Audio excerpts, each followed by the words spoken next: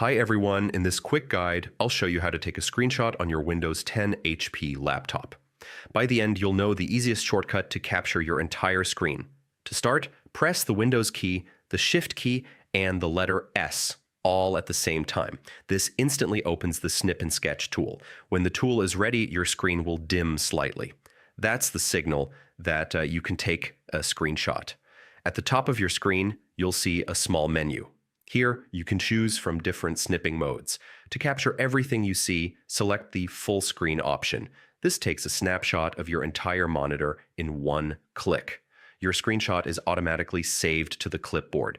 That means you can paste it straight into an email, a Word document, or even a chat window. If you take screenshots often, pin Snip and Sketch to your taskbar. That way, it's always one click away. And that's how you take a screenshot on your Windows 10 HP laptop.